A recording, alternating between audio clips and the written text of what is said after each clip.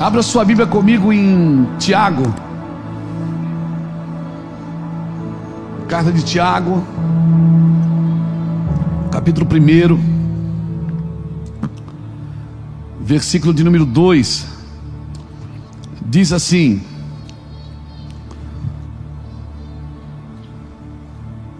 meus irmãos, considere motivo de grande alegria sempre que passarem por qualquer tipo de provação, tendo grande alegria, o passarem por qualquer tipo de provação, pois sabem que quando sua fé é provada, a perseverança tem a oportunidade de crescer. E é necessário que ela cresça, pois quando estiver plenamente desenvolvida, vocês serão maduros, completos, não tendo falta de nada.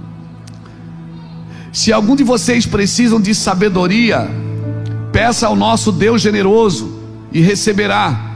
Ele não os repreenderá por pedirem, mas quando pedirem, façam-no com fé, sem vacilar. Pois aquele que duvida é como a onda do mar, empurrada e agitada pelo vento. Ele não deve esperar receber alguma coisa do Senhor, pois tem a mente dividida e é instável em tudo o que faz. Agora pula para o versículo 16, ou melhor, para o versículo 12. Felizes aqueles que suportam com paciência a provação e tentações, porque depois receberá a coroa da vida que Deus prometeu àqueles que o amam. E quando vocês forem tentados, não digam: esta tentação vem de Deus, pois Deus nunca é tentado a fazer o mal. Ele mesmo nunca tenta alguém. A tentação vem dos nossos próprios desejos, que nos seduzem e nos arrastam. E esses desejos dão luz ao pecado, e quando o pecado se desenvolve plenamente, gera morte. Não se deixe enganar, meus irmãos, meus amados irmãos. Toda dádiva que é boa e perfeita vem do alto, o Pai que criou as luzes no céu. Nele não há variações nem sombra de mudança, pois por sua própria vontade ele nos gerou por meio de suas palavra verdadeira. Deixa eu ler de novo. Por sua própria vontade ele nos gerou por meio de sua palavra verdadeira. E nós, dentre toda a criação, nós nos tornamos seus primeiros frutos. Entendam isto, meus amados irmãos. Estejam todos prontos para ouvir, mas não se apressem em falar, nem se irar. A ira humana não produz a justiça divina. Portanto, removam toda impureza e maldade e aceitam humildemente a palavra que lhe foi implantada no coração, pois ela tem poder para salvá-los. Não se limitem, porém, em ouvir a palavra, ponham-na em prática. Do contrário, só enganarão a si mesmo. Pois se ouvirem a palavra e não praticarem, serão como alguém que olha no espelho, vê a si mesmo, mas assim que se afasta, esquece de como era a sua aparência. Se contudo observarem atentamente a lei perfeita, que os liberta, perseverem nela e a puserem em prática, sem esquecer o que ouviram, serão felizes naquilo que fizerem. Que conselho maravilhoso, né, irmão? Para viver uma vida de perseverança e sabedoria. Que conselho maravilhoso Tiago traz para a gente. Eu sempre costumo dizer que, irmãos, eu tenho muitos sermões, muitos sermões, muitas mensagens, muitos sermões, muitos esboços, mas mensagem eu só tenho uma, que é Cristo. Minha mensagem é Cristo. Se ela não começar em Cristo, ela vai terminar em Cristo. Eu sempre termino em Cristo, porque Cristo é tudo em todos. E se você for analisar, nós não temos falta de mensagem de Cristo. Eu acho que nunca foi falado tanto de Cristo como está sendo falado agora. Mas mensagens que falam de Cristo não necessariamente elas revelam a Cristo, elas manifestam a Cristo. Por quê? Porque talvez elas não sejam de Cristo. Nós precisamos prestar atenção nisso. A maior marca de um verdadeiro cristão, para mim, não é a perfeição, mas é a perseverança. E Tiago, ele começa a falar sobre perseverança. Ele diz que nós temos que ter alegria ao passar por provações, sabendo que a prova da vossa fé desenvolve em nós a perseverança. E a perseverança, ela tem um objetivo: terminar a sua obra, para que nós sejamos maduros, completos, não tendo falta de nada. Então, perseverar não é continuar fazendo, é continuar crendo. Porque às vezes você pode fazer uma coisa que você não acredita mais nela. Eu particularmente conheço algumas pessoas, e que já conversamos, que a pessoa vem conversar e diz: pastor, eu até faço isso, mas nem eu acredito mais nisso. E eu não estou falando de pessoas comuns, eu estou falando de pessoas que pregam o evangelho. E eu acho que não tem coisa mais terrível para o evangelho do que um pregador incrédulo, que nem ele acredita no que ele está dizendo. Eu acho que não tem coisa mais terrível do que pregar o evangelho sem acreditar no evangelho.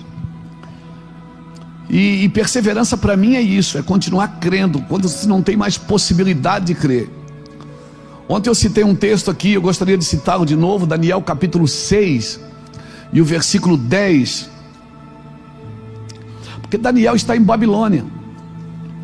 E aí, quando Daniel soube que a lei tinha sido assinada, ele foi para casa e, como de costume, Daniel tinha o quê? Um costume, um hábito, uma rotina.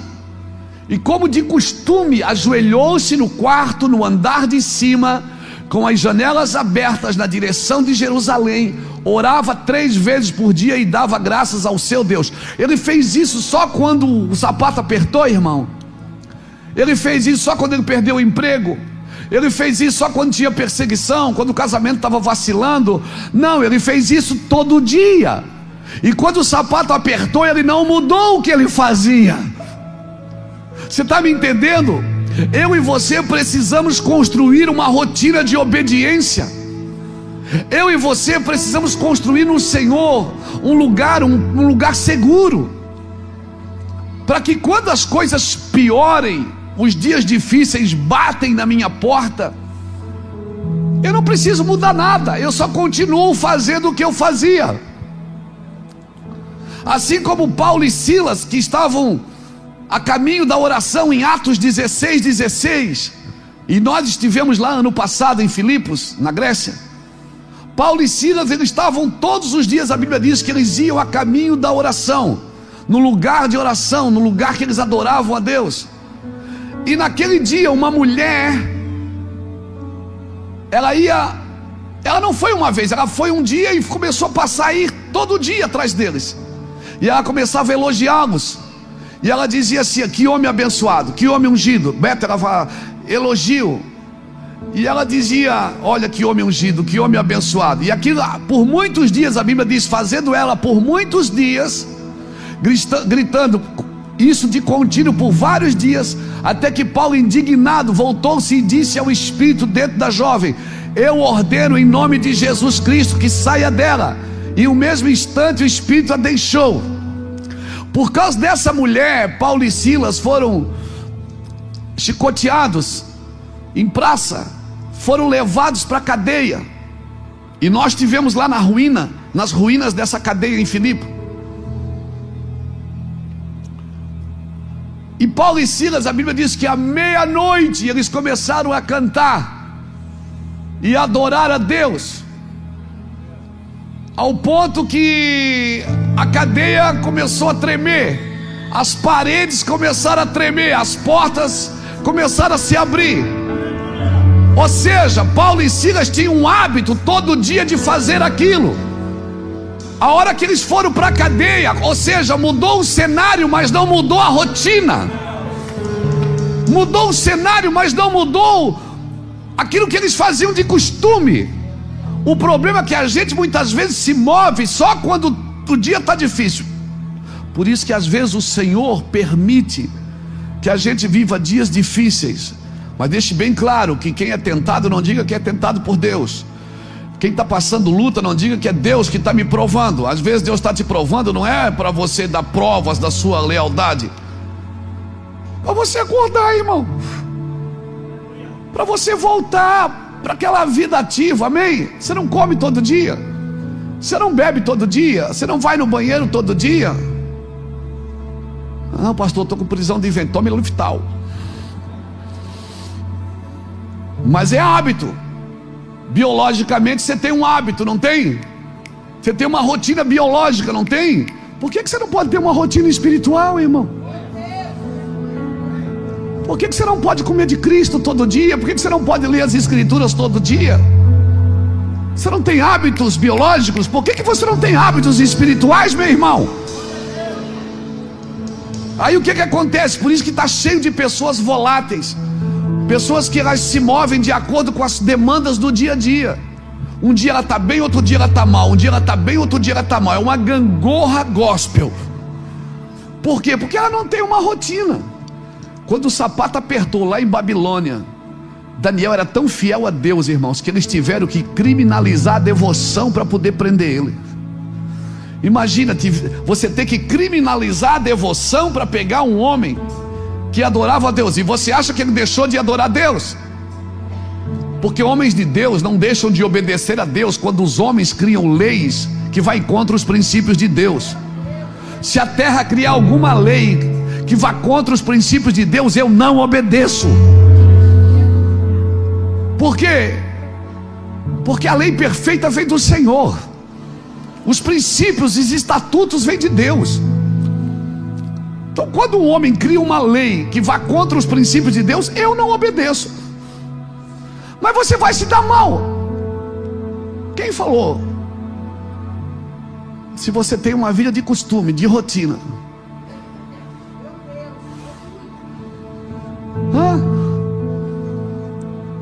Homem de Deus é homem de Deus na cadeia, é homem de Deus no púlpito, é homem de Deus no hospital, é homem de Deus no emprego, é homem de Deus no trabalho.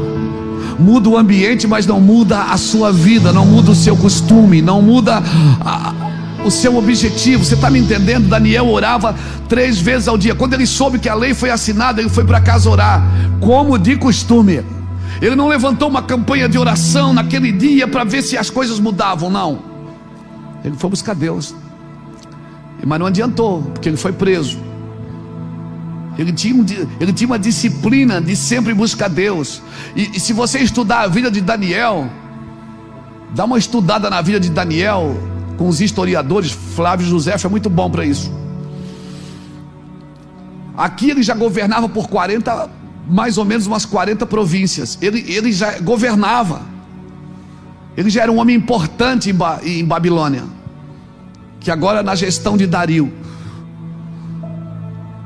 Eles tiveram que criar uma lei que criminalizava a devoção para prender Daniel. Não, você cutuca alguém que está do seu lado e diz assim: você precisa de uma fé contagiante. Você tem que ter uma fé contagiante, meu irmão. Fala para alguém que está do seu lado: você tem que ter uma fé contagiante. Ei, você tem que ter uma fé contagiante. Amém. Olha o que o rei escreveu, Daniel capítulo 6, versículo 26 e 27. Olha o que o rei escreveu, Daniel 6, 26 e 27. Olha o que o rei decretou. Quem decretou foi um rei pagão que decretou isso aqui. Olha o que ele disse: decreto que todos em meu reino devem tremer de medo diante do Deus de Daniel.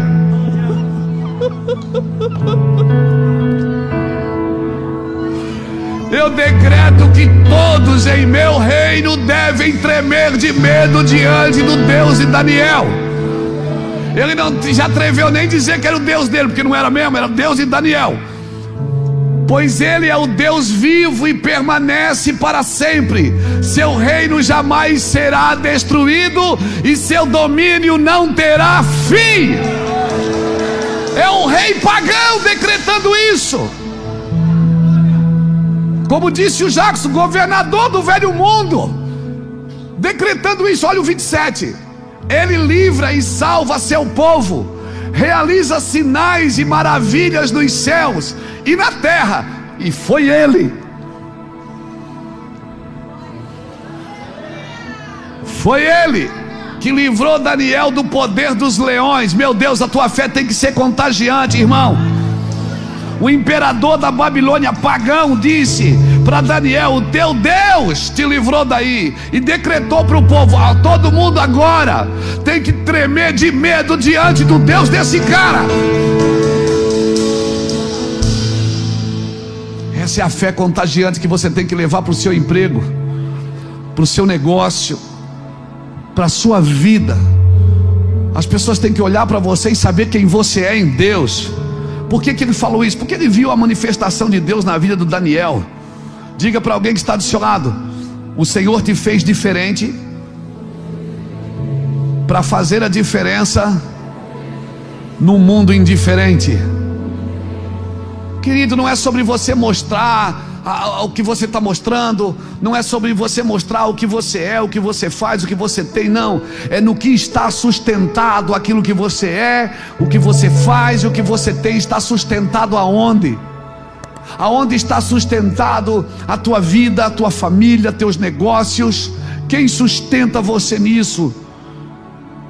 Se você quer mostrar aquilo que é verdadeiro, aprenda um princípio com as Escrituras: não vá por atalhos.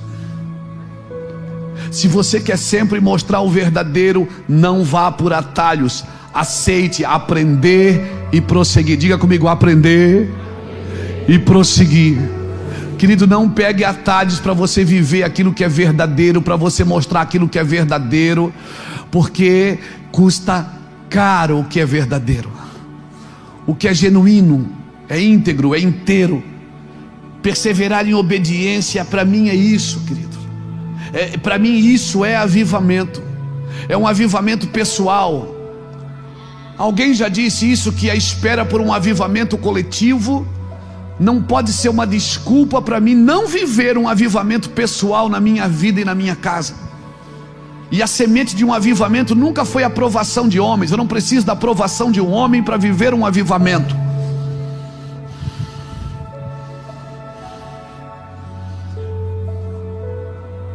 Eu posso construir um lugar para Deus se manifestar. Sempre a semente de um avivamento foi lágrimas de arrependimento, um clamor de confissão. Sempre foi isso. Então eu repito para você o que o Tiago falou no capítulo 1, versículo 2 a 4. Meus irmãos, tende por motivo grande alegria o passar por provação, sabendo que a prova da vossa fé, uma vez confirmada, produz em vocês a perseverança, e a perseverança deve terminar a sua obra, para que sejais perfeitos, maduros e completos. Perfeitos, íntegros e completos. Amém? Todos nós queremos a mesma coisa, irmãos. A gente quer ter um coração inteiro. Às vezes a gente conversa com pessoas nas salas de aconselhamento, elas dizem: pastor, eu tô quebrada por dentro, meu coração está quebrado por dentro. Meu irmão, as coisas têm que quebrar aqui fora, não é aí dentro. Porque um coração inteiro aqui dentro nasce de uma vida quebrada aqui fora. É, pastor, é, meu filho, é. Às vezes Deus tem que quebrar as coisas aqui fora para te fortalecer e te tornar um coração inteiro aí dentro. Então a minha oração é que Deus afaste de nós tudo aquilo que está quebrando a gente por dentro. Que Deus afaste de nós tudo aquilo que está dividindo o nosso coração. Aqui fora é uma coisa, aqui fora tem uma ação. O mundo aqui fora tem uma ação, querido. Pastor, mas eu quero ter um coração inteiro. Então, se as coisas estão quebrando aqui fora, fique tranquilo. Às vezes é necessário quebrar. Tende por motivo grande alegria.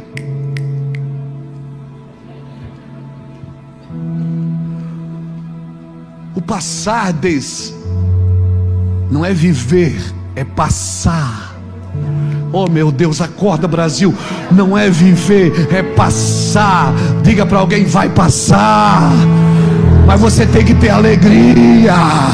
Vai passar, mas você tem que se alegrar, porque vai passar. Tudo é temporário, vai passar. O que é eterno é Ele, e a vida com Ele é que é eterna. Vai passar.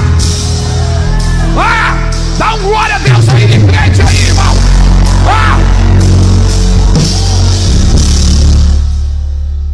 Aí você diz: não, mas eu vivo na prova. Você não vive na prova. Vai passar.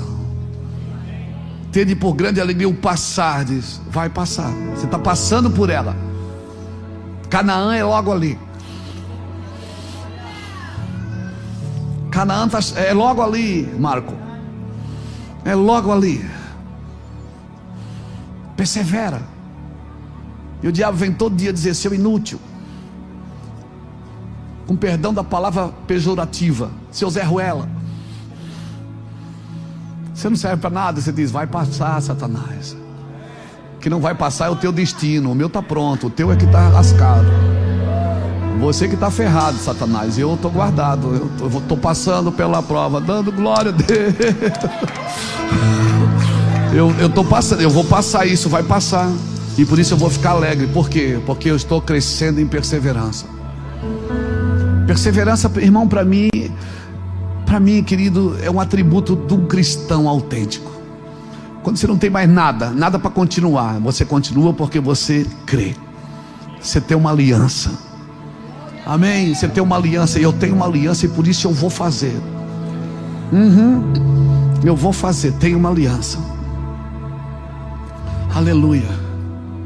Aleluia. Vai passar ou não vai, irmão? Quando? Quando vai passar, pastor? Quando?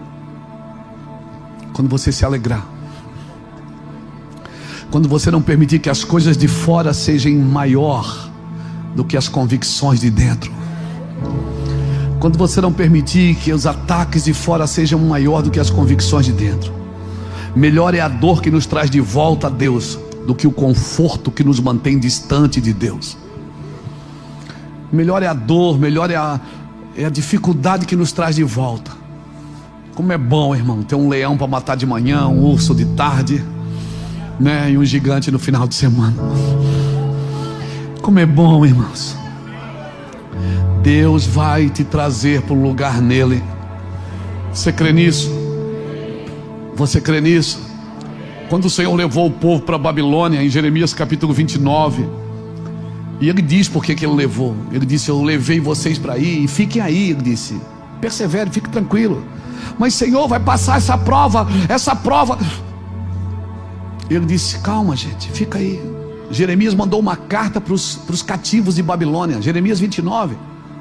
E Jeremias disse: eu tô sabendo que tem uns profetas no vosso meio dizendo que vai passar logo essa luta, essa guerra. Vai passar quando vocês voltarem para mim de todo o coração. Jeremias 29, 13, ele diz isso: quando vocês se voltarem para mim de todo o coração. As coisas que acontecem fora de você sempre é para trazer você de volta para mim. As dificuldades que você enfrenta no dia a dia é para trazer você de volta para mim. Deus vai te trazer para o lugar que é dele, irmãos. Amém? No tempo certo. E qual é o tempo certo, pastor? Quando você se alegrar. Entende, meus irmãos? Essa palavra, irmãos, não é para ímpio, é para crente. Ele chama de meus irmãos, Mateus. Ele diz: meus irmãos, tende por grande alegria. Tende por motivo de grande alegria, meus irmãos cristãos evangélicos. Tende alegria o passardes por provação, sabendo que a prova da vossa fé desenvolve em vocês a perseverança. E a perseverança, uma vez confirmada, ela desenvolve em você, para que você seja maduro, completo, não tendo falta de nada. O problema é que a gente não entrega para Deus. A gente quer que Deus se entregue. Como é que a gente quer que um Deus que se entrega por inteiro? A gente quer um relacionamento com um Deus que se entrega por inteiro, e a gente quer servir pela metade. Como que Deus vai se entregar por inteiro a um povo que serve pela metade? A um povo que serve quando os dias estão bons. Um povo de coração dividido não encontra Deus, irmãos. Um povo que tem um coração dividido entre céu e terra não encontra Deus. Um povo que tem um coração dividido, que está sempre mudando de estação, como vai encontrar Deus que se entrega por inteiro? Deus não vai se deixar encontrar por um povo de coração dividido. Os momentos mais difíceis da sua vida ajuda a manter o seu coração inteiro, sabia? Está ajudando a manter o seu coração inteiro. Tem muitas coisas, sabe o que é que vai sobrar para você? Sabe o que é que vai sobrar? A presença de Deus. E é tudo que você precisa para dar o start, para dar o reinício, para zerar o cronômetro, para rebobinar a fita. É tudo que você precisa, é a presença de Deus. Irmãos, no mundo espiritual não existe desabafo. Às vezes eu converso com gente e diz: eu preciso desabafar. Não, no mundo, cuidado com o que você fala, porque no mundo espiritual não existe desabafo, o que existe é decretos. E cada vez que você abre a boca, ou você abre uma porta para o bem ou para o mal. Cuidado com as suas palavras, com o peso delas. E se você soltar, volta atrás, vai lá e tira ela na hora. Desculpa aí, devolve essa palavra aí e joga no lixo. Não lance essas palavras: mas eu só estou desabafando, Deus não leva em conta. Não é Deus, é o mundo espiritual. No mundo espiritual, palavras são decretos, são sentenças. Não tem desabafo, querido. Cada vez que você abre a boca, você abre uma porta. Cada vez que você murmura, você alimenta um espírito que cresce em desespero. Cada vez que você abre a boca para o mal, claro. Então cuidado. Quando os dias estiverem difíceis, fala pouco. Não libera muita palavra, atende menos pessoas. O dia que você não estiver bem, fica tranquilo. Tem dia, você não tem que estar bem todo dia, amém? Amém, irmão? Você não tem que estar bem todo dia. Mas tem gente que não suporta as nossas fraquezas. Só celebra as nossas vantagens, as nossas vitórias, mas não suporta as nossas fraquezas. Mas você não tem, nem todo dia você está bem. Você está bem todo dia? Tem dia que você acorda mal, o que é que você diz? Hoje eu acordei com o pé esquerdo. Ainda bem que é o esquerdo, não é o direito, né, irmão? Glória a Deus. Até o pé é ruim, né?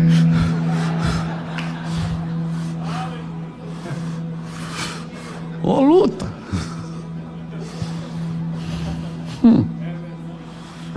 Então cuidado com os decretos que você lança por estar debaixo de luta, de guerra, de perseguição, por não estar bem. O dia que você não está bem, fala pouco. E fala assim: irmãos, eu queria falar menos hoje, porque hoje eu não estou bem. Mas você não tem que vender uma imagem que você não tem. Você não tem que vender a imagem para os outros: eu não estou bem. Quantas vezes eu já liguei para o Beto, para os pastores: cara, prega hoje. Jacques, prega hoje. Está acontecendo alguma coisa? Não estou legal, cara, quero ficar em casa. Estou com vontade de matar uns 3 crentes hoje. Vou ficar em casa, não quero falar nada hoje, quero ficar em casa. Vou pedir uma pizza, vou assistir um filme. Um filme bem violento.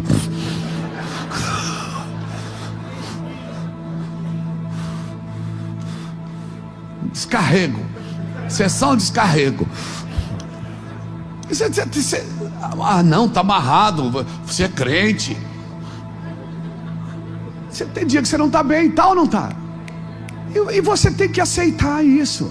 Você não tem que vender uma imagem para os outros: oi, querido, a paz.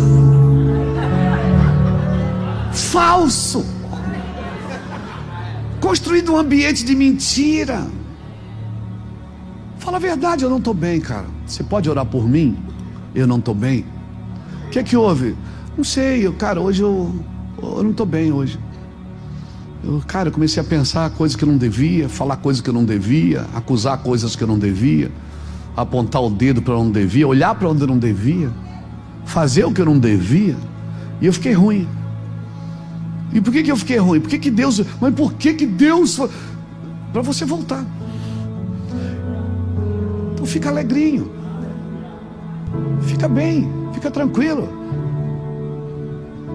Amém? Não deixa as pessoas pensar uma coisa que você não tem, que você não é. Você lembra da parábola da figueira? Jesus não secou a figueira? Secou ou não secou?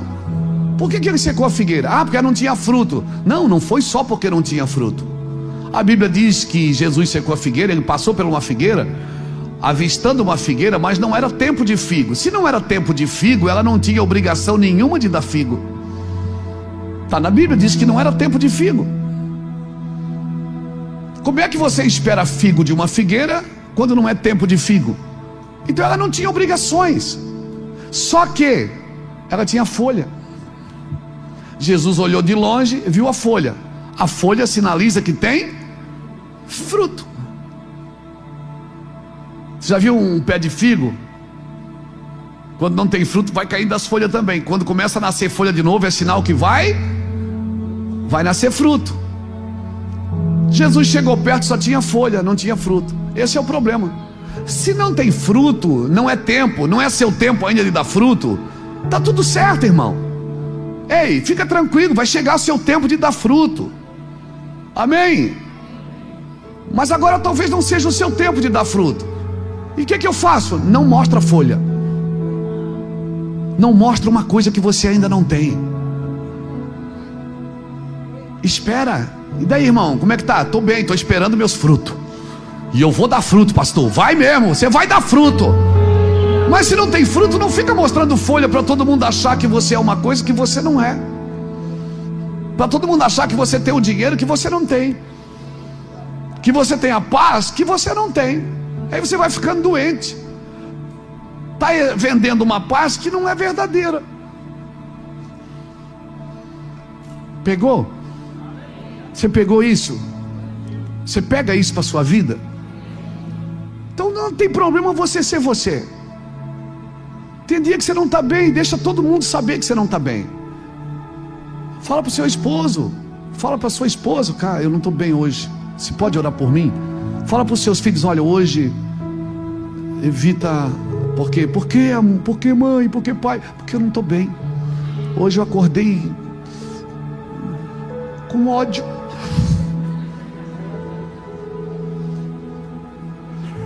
Mas pode um pastor, um crente ficar com ódio?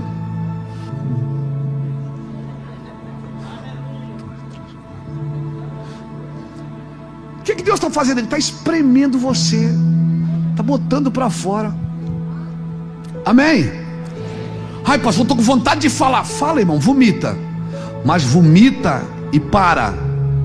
Não fica falando toda hora, porque ninguém gosta de ficar perto de gente que cheira vômito. Fala, por que você não está bem? Eu não estou bem, por quê? Por causa disso, por causa daquilo, está aqui. Pronto, acabou. Falou, vomitou. Limpa, lava e pronto, não fala mais. Tem gente que fala a vida inteira de uma coisa que já passou, que já foi, que não é mais. Está cheirando a vômito. Ninguém gosta de ficar perto de quem está cheirando a vômito. Já viu alguém ficar perto de quem cheira a vômito? Ninguém gosta. Vai lá beber. Segura de longe. Então é esse lugar que eu preciso entender, querido. Se eu não aprender a lidar com as minhas trevas, como é que eu vou aprender a lidar com a glória de Deus? Eu tenho que aprender a lidar com as minhas trevas, com meus dias difíceis, com meus dias de dificuldade. Eu preciso aprender a lidar. Não, pastor, e aí, olha aqui para mim. Olha aqui para mim. Tem um monte de gente dizendo assim para você: você vai viver a sua melhor versão, a sua melhor versão. Sabe quando é que você vai viver a sua melhor versão? Quando você tiver coragem de olhar para a sua pior versão e confrontá-la. Vou dizer: você não é o Luiz Hermínio que Jesus salvou. Você não é um homem que Deus levantou. E por isso o dia ruim precisa bater na sua porta, para você dominar sobre ele. Por isso o dia ruim precisa bater na porta. Então você vai viver a sua melhor versão. A minha oração é que você viva a sua melhor versão, amém, querido? Mas você só vai viver a sua melhor versão quando tiver coragem de encarar nos olhos a sua pior versão e dizer para ela: cale a boca, você não me governa. Você não me governa, você está pregado na cruz. Você foi salvo por Jesus. Você não é mais o homem que Jesus, aquele homem que Jesus salvou. Você é alguém agora que Jesus está aperfeiçoando, amém? Agora não tem problema você estar no dia ruim, cara. Não tem problema. Quem sabe esse dia ruim que você está evitando, não expurga o velho homem que está aí dentro, a velha mulher que está aí dentro. Você está me entendendo? Nós precisamos ter essa ousadia para entrar na presença do Senhor. Mas só uma vida de reverência e obediência é que faz você permanecer ali. Amém, querido? Deus sempre vai te dar a direção para você se organizar nela. O problema é que a gente quer dar direção para Deus se organizar para aquilo que a gente quer fazer. Deus te organiza aí, porque senão não vai dar tempo de o senhor participar do que eu quero. Não. É Deus que dá a direção e você se organiza para ela. E nós queremos dar a direção para Deus se organizar. Samuel estava pregando esses dias, eu até liguei para ele e disse assim: eu vou copiar e vou pregar também. E claro, todo mundo vai pensar que é minha essa palavra porque eu sou mais velho. Samuel estava pregando e eu vi o texto que eles cortaram dele e botaram na internet, que estava escrito assim. Ele estava explicando: quando Paulo pediu para Deus remover o seu espinho na carne, Deus não removeu o problema, Deus revelou o propósito. Deus não tirou o espinho. Deus disse: eu vou te revelar o porquê do espinho. Então às vezes você está pedindo para Deus remover um problema e Deus está dizendo: eu quero que você aprenda, eu quero te revelar o propósito. Se eu remover o problema, você não aprende o que isso vai te ensinar. E aí eu até liguei para ele e disse: filho, que palavra é essa, cara? Glória a Deus, é isso. Porque a minha graça te basta. Como você vai aprender a andar em graça? Como você vai aprender a andar em graça? Se você vive pedindo para Deus remover tudo, remove isso, remove aquilo, não, Deus está dizendo: não, eu quero te ensinar a andar. Ainda que eu ande pelo vale da sombra da morte, eu não temerei mal algum, porque tu estás comigo. A tua vara e o teu cajado me consolam. Então para de pedir para Deus remover tudo que está no seu caminho. Se são essas coisas do seu caminho que estão revelando o propósito de Deus na sua vida, isso vai evaporar, irmão. Isso vai evaporar do seu caminho. Se prepara, porque tudo isso vai evaporar do seu caminho. E você não vai precisar nem da ajuda de Deus para tirar isso. Não, você não vai precisar nem da ajuda de Deus. Você vai vencer. Você vai caminhar sobre isso. Amém, querido? Em vez de Deus remover o problema, Deus revelou o propósito. E sabe qual era o propósito? A minha graça te basta. O meu poder se aperfeiçoa. Aonde? Onde é que o meu poder se aperfeiçoa? Aonde o meu poder se aperfeiçoa? Aonde o poder dele se aperfeiçoa? É na tua fraqueza. Na tua fraqueza. Então não tem problema você mostrar a sua fraqueza para o Senhor. Não tem problema. Quando eu aceitei Jesus e vim para o ministério, muitas pessoas me diziam: olha, cuidado, não fala muito de você, as pessoas não precisam saber, porque se as pessoas veem as suas fraquezas, elas não te respeitam mais. Não, querido, se eu tiver que vender um produto que eu não sou, quem não celebra, quem não chora comigo nas fraquezas, não tem o direito de celebrar as minhas vitórias.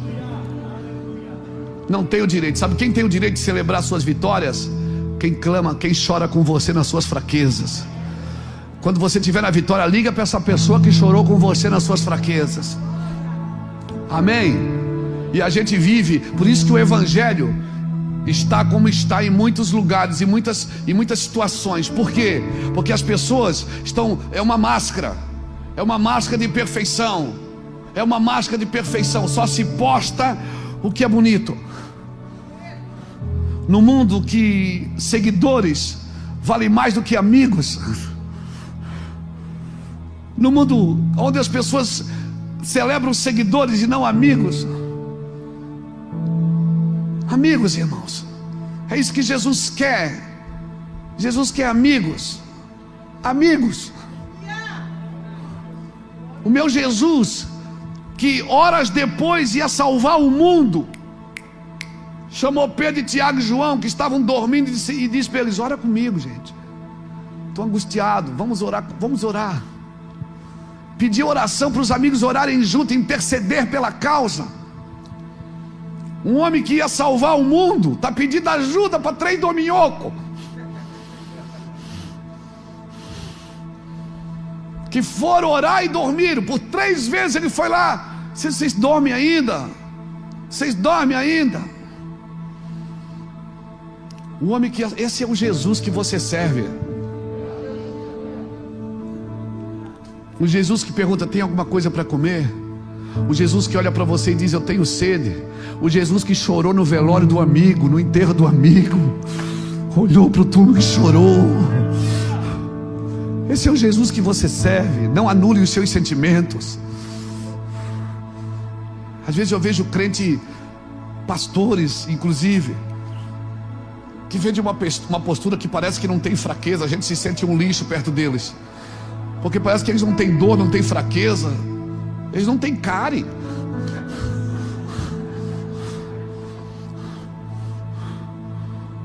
Não tem dor de dente.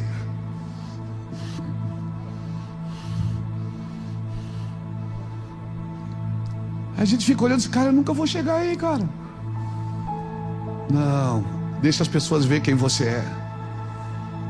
Se é um cuidado que eu tenho, é não deixar as pessoas ver que uma coisa que eu não sou. Eu quero que elas fiquem bem perto. Por isso que eu sempre termino o culto aí embaixo.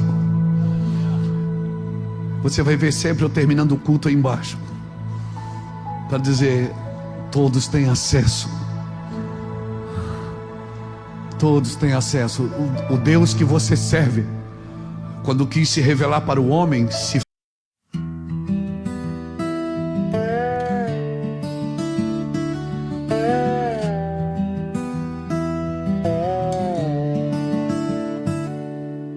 Midnight hums beneath the window glass. The tracks are singing stories from the past. Moonlight paints the carriage in a glow, revealing every place I used to know. And as the fields go rushing by, I feel the echoes rising in the night. On this moonlit memory train I ride, watching all my shadows fall behind. Every mile rewrites the way I feel, turning faded moments into something real. On this moonlit memory train tonight, I find the parts of me I left in time.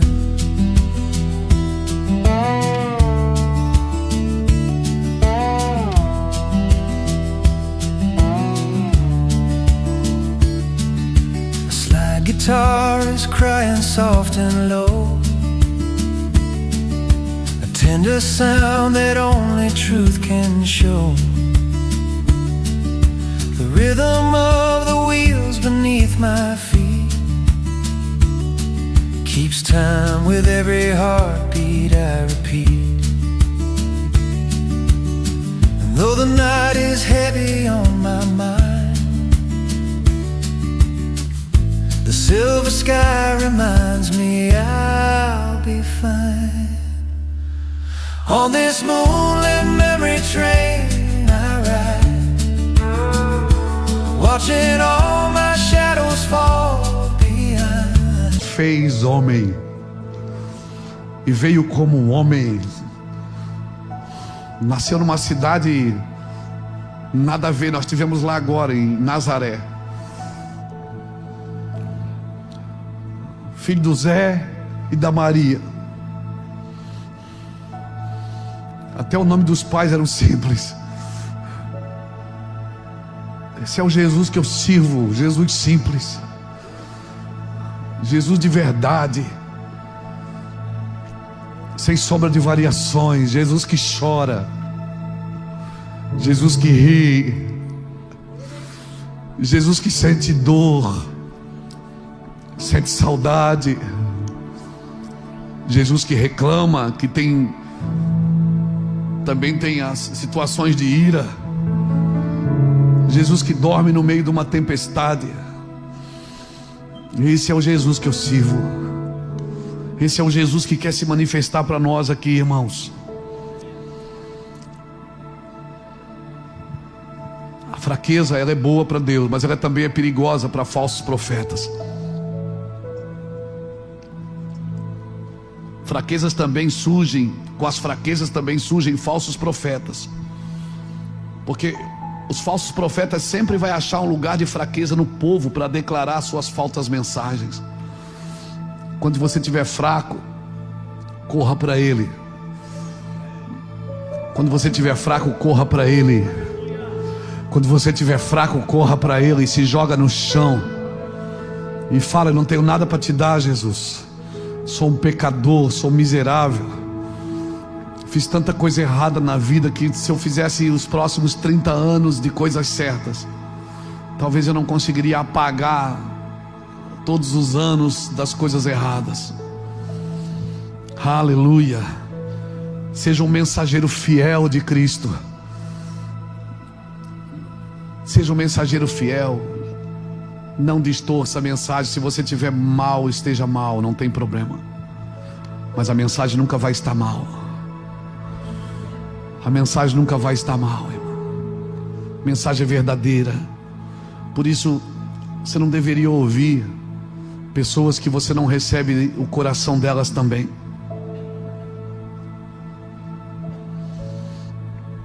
Eu já fui em lugares ministrar, que quando eu terminei de pregar, a pessoa que me convidou para pregar me levou para um gabinete e se jogou no chão, confessando seus pecados. Me ajude.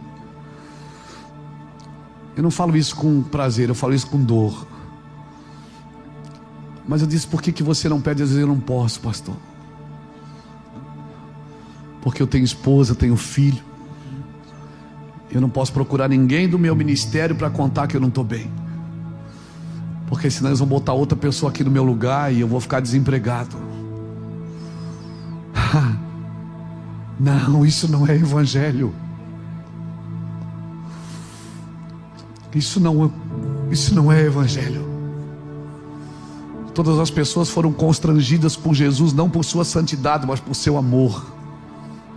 Jesus não constrangiu ninguém porque ele era santo, não, é porque ele era amoroso, era querido. Jesus era atencioso, ele é atencioso.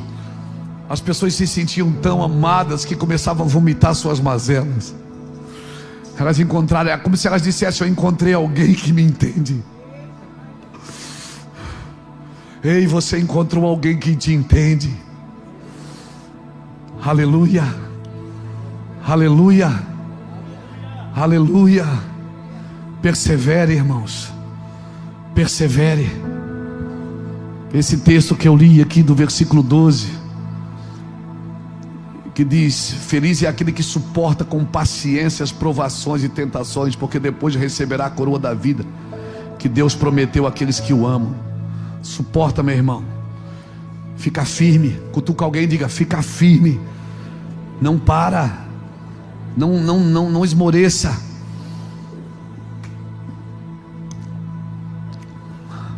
Quando você for parar para ouvir alguém, ouça alguém de verdade. Atrás daquela mensagem tem um mensageiro que tem um coração. Então não ouça só a mensagem, ouça o coração do mensageiro.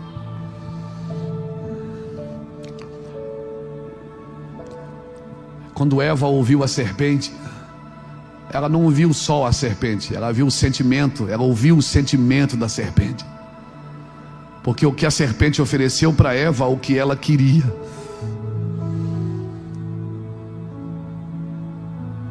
O que a serpente ofereceu para Eva é o que ela queria. Você sempre vai ouvir o coração, o sentimento de quem está ministrando. Se você ouve pessoas ambiciosas, você vai ouvir a ambição daquelas pessoas também, a ganância delas, a fraqueza delas, a dor delas. Por isso não inventa, irmão. Hoje eu até postei uma coisa interessante. Era um martelo que ele estava cheio de pregos, e a mensagem dizia assim: pregue a si mesmo antes de pregar aos outros. Pregue a si mesmo antes de pregar aos outros. Amém? Agora, se você está ouvindo alguém fraco, puro, santo, reverente, apaixonado, você vai receber também essa carga. Amém? É por isso que as pessoas ouviam Jesus, elas queriam seguir Jesus, elas queriam ir atrás de Jesus.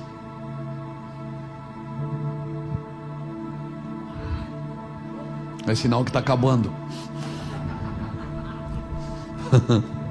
É sinal que está acabando, amém? Então eu quero desafiar você hoje a expor suas fraquezas. Mas exponha as suas fraquezas para quem ama você.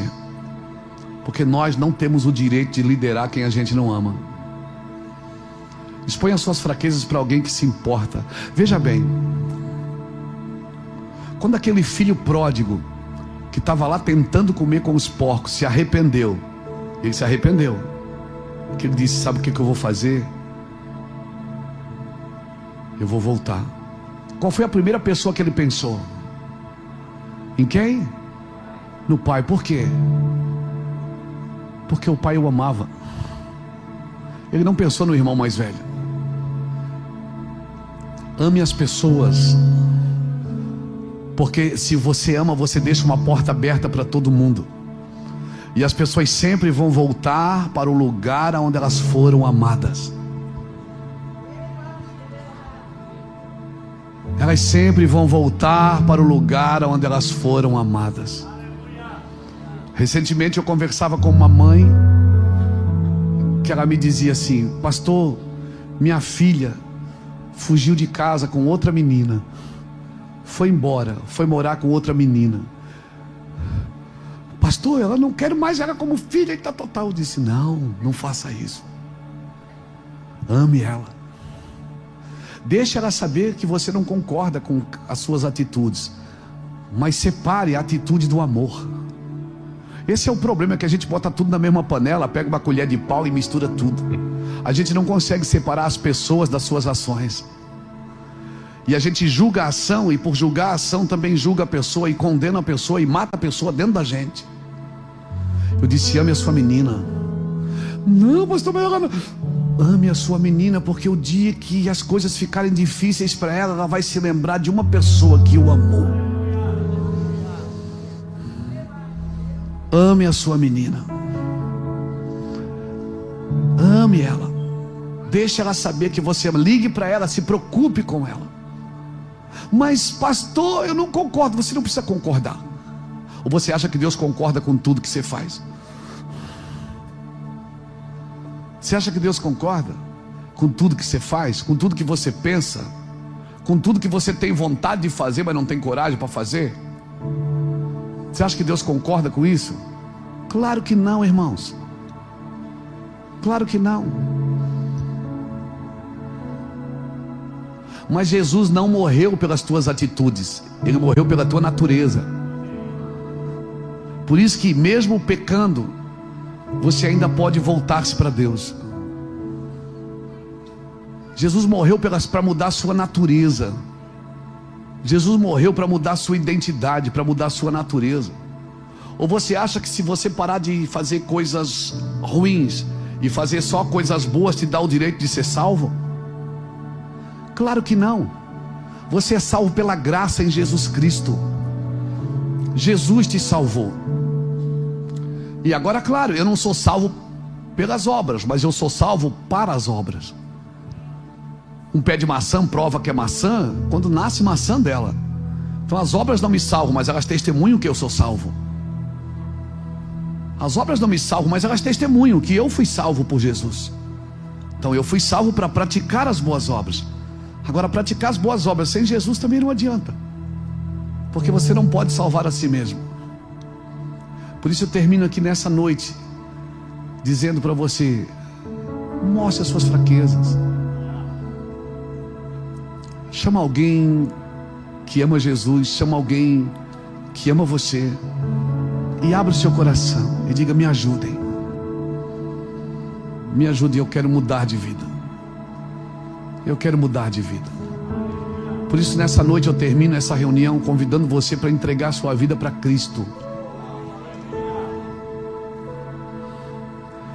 E tende por grande alegria o estar passando por isso, que talvez seja estar passando por isso que te trouxe até aqui.